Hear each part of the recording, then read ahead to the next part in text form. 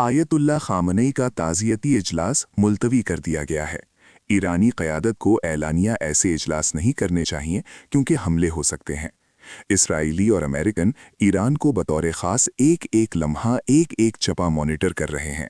लिहाजा कोई ज़रूरी तो नहीं कि ईरानी उनका नवाला बने, और ये भी देखना चाहिए कि एक नया फिनोमेना इस सारे काम में आया है, और वो है इंडिया।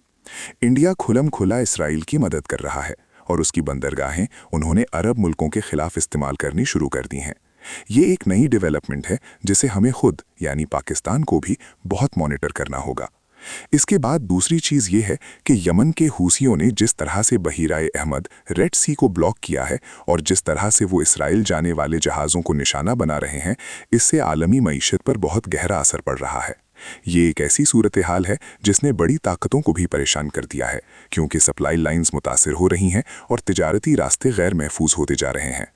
तीसरी बात यह है कि अब इस मामले में जिस तरह से आलमी बरादरी का रद्द अमल सामने आ रहा है, उससे लगता है कि अब सिर्फ बयानात से काम नहीं चलेगा, बल्कि अमली इक़दामात की ज़रूरत है।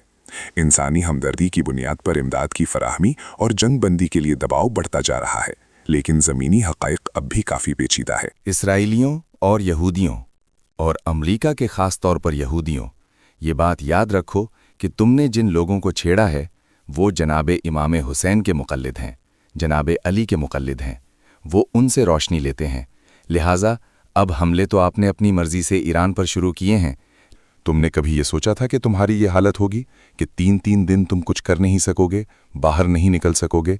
आपकी हालत बिगाड़ देंगे ये ईरानी। ये शहादत पर यकीन रखते हैं। तुम्हें मौत सबसे मुश्किल लगती है, उन्हें मौत सबसे आसान लगती है। तुम बड़ी तरदीदें कर रहे थे ना कि हुर्मुज़ से हमने इतने जहाज़ उड़ा दिए, ईरानी जहाज़ उड़ा दिए। तुमने जो एक जहाज़ वहाँ से निकालने की कोशिश की है, उसकी फुटेज देखो, उसकी हालत देखो। अब तुम वहाँ फंस गए हो जहाँ से निकलना तुम्हारे लिए मुश्किल होगा। सऊदिया में ऑयल रिफाइनरी पर हमला किसी और ने किया है, लेकिन बताया ईरान का गया। ईरान ने वो रिफाइनरी नहीं उड़ाई, वो उड़ाने वाले इसराइली हैं, और उन्होंने ये तासुर दिया सऊदी अरब को कि इसराइलियों ने वो रिफाइनरी उड़ाई है, हालांकि इस खबर में बिल्कुल कोई हकीकत नहीं है। अमरीकियों और इसराइलियों को ये बात मालूम ही नहीं थी कि ईरान के पास इतने इफ़ेक्टिव मिसाइल मौजूद हैं। उनकी आंखें हैरत से फटी हुई हैं, लेकिन अब वो बहुत से बातें कर इसलिए नहीं सकते कि वो अपने आप को दुनिया की सबसे बड़ी ताकत समझते थे। मैं और मेरे जैसे कई और लोग ये बात खुलम खुला कहते थे कि अमरीका सुपर पावर नहीं है, सुपर पावर मेरे अल्लाह की ज़ात है। और ये हम मुसलमानों का यकीन है कि सुपर पावर बज़ाहिर अमरीकी अपने आप को कहते हैं, लेकिन असल में कहीं और है, कहीं और है, कहीं और है। अमरीकी और इसराइली नहरें सुएज़ बंद होने से पागल हैं, पागल हो गए हैं, लेकिन कोई ये नहीं बताता कि वहाँ नहरें सुएज़ ना खुलने की वजह से या उसके बंद होने की वजह से तकरीबन 1100 जहाज़ रुके हुए हैं। सवाल ये है कि क्या अंदाज़ा है उन्हें, अमरीकियों और इसराइलियों को और दूसरे इस्लाम मुखालिफ लोगों को, कि उनके साथ क्या हो रही है, क्या होगी और क्या कुछ वो देखेंगे। बालाखिर उन्हें सोचना पड़ेगा कि हम ईरान से रिलीफ कैसे लें। इस वक्त उन्हें इस्लामी मुल्क, ख़ास तौर पर पाकिस्तान, याद आएगा। नाजरीन, हम आपको वक्तन फ़ौक़तन ताज़ा तरीन सूरत हाल से आगाह करते रहेंगे। हमसे राब्ता रखिएगा।